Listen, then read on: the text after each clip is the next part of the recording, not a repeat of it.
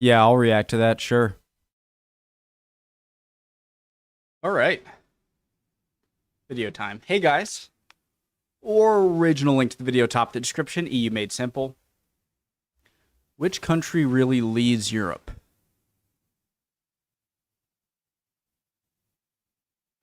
Most powerful. France or Germany? Yeah, probably. Could it be Germany with its economic dominance, France with its military capabilities, or even Hungary leveraging its influence within international organizations through strategic maneuvering? To determine what we mean by power, we've outlined three distinct criteria that we'll use to measure a country's strength on the world stage. I feel like France is more independent of a country from Europe than Germany is. You can argue that if you want in the comments. In fact, I'd love for you to do that. So I don't know if that makes them more or less powerful. It could be more powerful because people see you're not as attached to the European economy as Germany is. And so like you could have a bit more power because, it's not completely unfeasible that France could separate from Europe compared to Germany. Does that make sense? But since Germany is more kind of, I think, connected to Europe, not saying France isn't, again, maybe that would mean they have more sway. And Germany has a larger economy too. I think by quite a bit. The first You got Italy as well is is a going to be in there. In today's world, a strong economy is vital to being seen as a powerful international force. A healthy economy usually means citizens have more access to the goods and services they need, such as healthcare or education. Citizens also have more spending power and are America has a large economy, but on the healthcare and education part, there's some issues, such as healthcare or depending education. on who you ask. Citizens also have more spending power and are more free to invest in or open businesses, both at home or abroad. Higher standards of living and purchasing power mean countries are able to resist pressure from other nations' economies and are able to exert more influence on those with weaker economies. Look at China and China Africa, has a high PPP, who has been right? investing serious capital into building roads and infrastructure in exchange for international influence at the West's expense. In the EU, the two countries with the largest economies are France and Germany. Combined,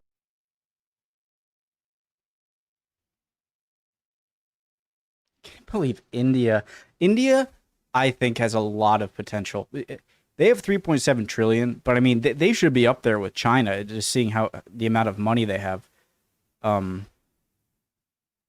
so $1.4 trillion difference, quite they a bit. represent a staggering 38% of the entire EU's gross domestic product. Though France boasts an impressive $3 trillion economy, the seventh largest in the world, Germany stands as the king of European economies at $4.4 trillion, the third largest economy on the planet. Germany also has the largest population within its borders, 83 million people. Not only that, Germany's national debt to GDP ratio was far lower than France's in 2023, 66% to 110% to be precise. Germany is thus a more stable economy that is able to produce more than it owes compared to France, who is more reliant on foreign investment. Overall, the Germans are more able to throw their economic weight about the world stage. But a strong economy doesn't tell the whole story either. The second way a country's strength can be measured on the world stage is through its military might. A strong military means a nation is able to defend itself from foreign attacks or pressure, and gives it a more important bargaining position when negotiating international agreements. The United States knows this well and has established naval and air bases to protect their interests all over the planet. So which EU military is the strongest? There's only one answer here: France. While Germany actually spends more on its defense every year, the French armed forces are the largest in the European Union. Poland has got to be up there too, right? Finland, maybe? Just in terms of Finland just doesn't have the amount of people that, Poland, Germany, and and France too. So active personnel, France stands head and shoulders. sorry, I'm pausing and then not rewinding. Germany actually spends more on its defense every year. The French armed forces are the largest in the European Union.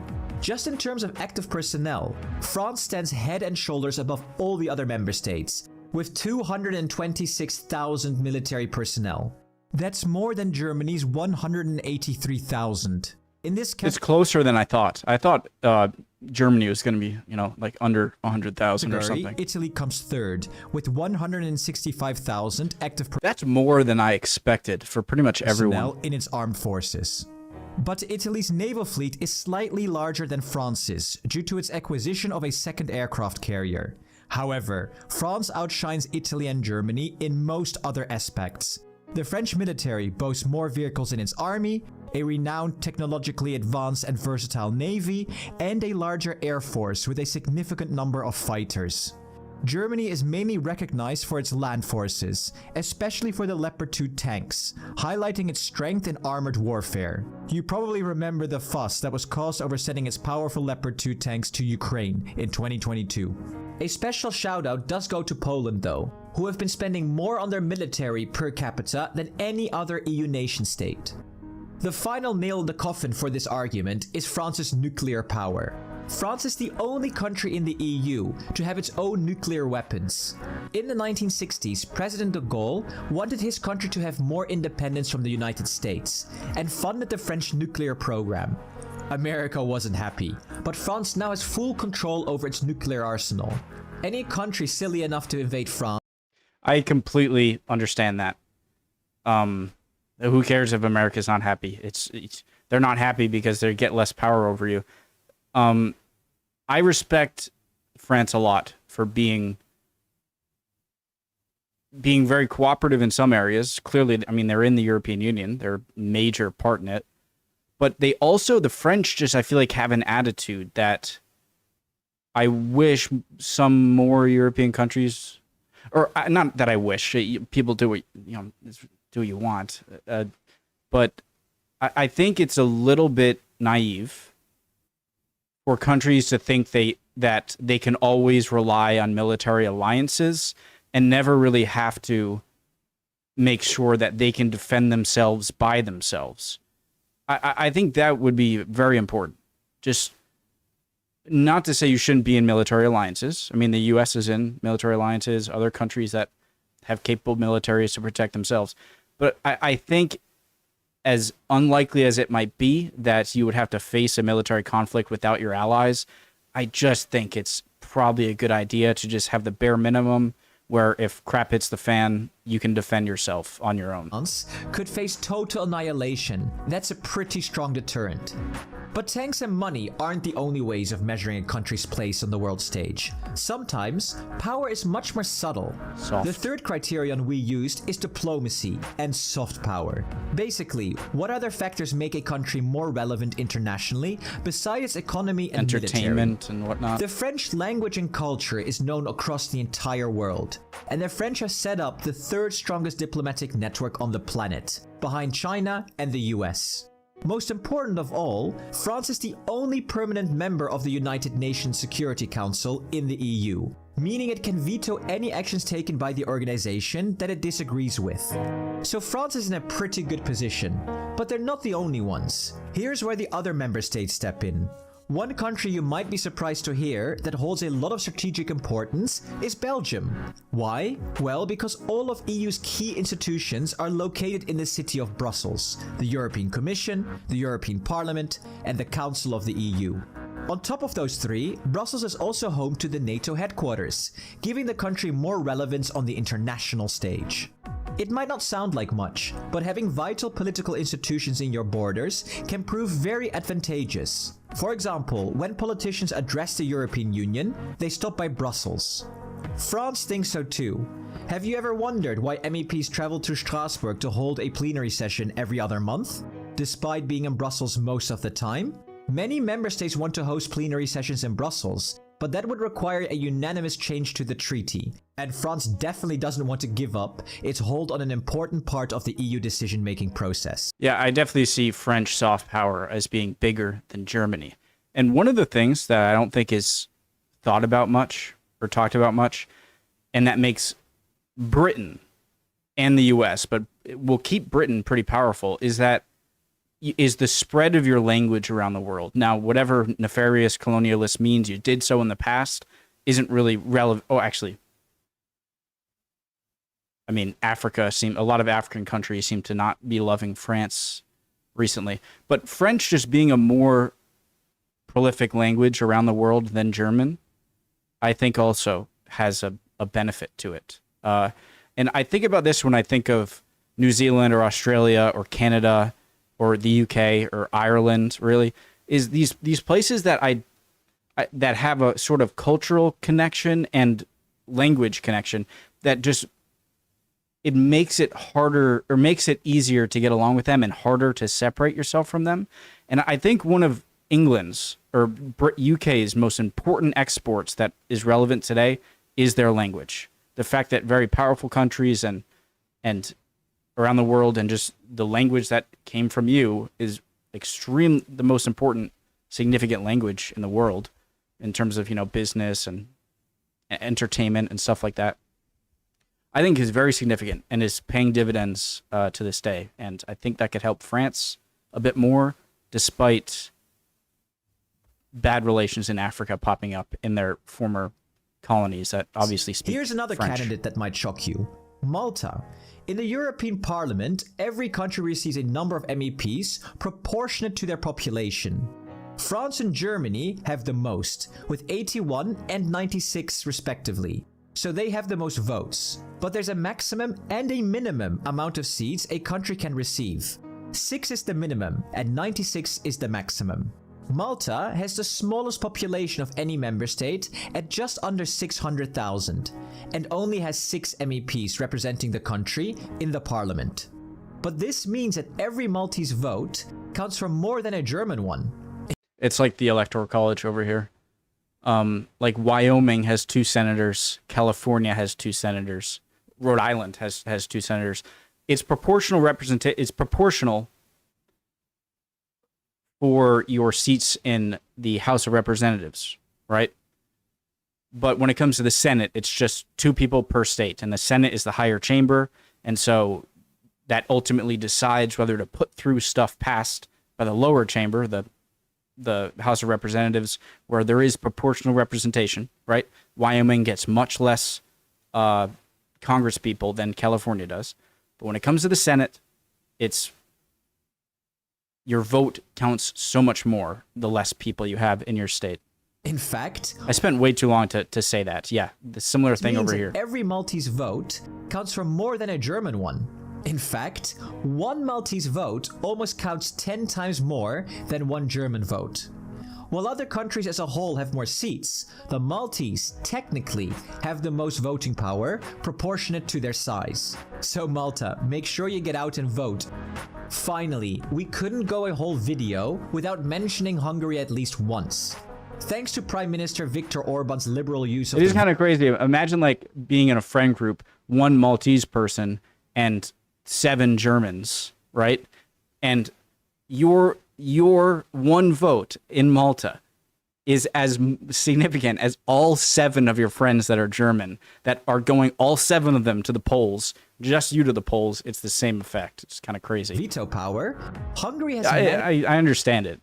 Thanks to Prime Minister Viktor Orban's liberal use of the veto power, Hungary has managed to put itself in a powerful negotiating position within the EU. Beautiful EU freaking building. Oh my God. Itself in a powerful... Look at that. That is pristine. It's one of the most beautiful... I'm not overstating this. It's one of the most beautiful buildings I've ever seen. And it's from this far back.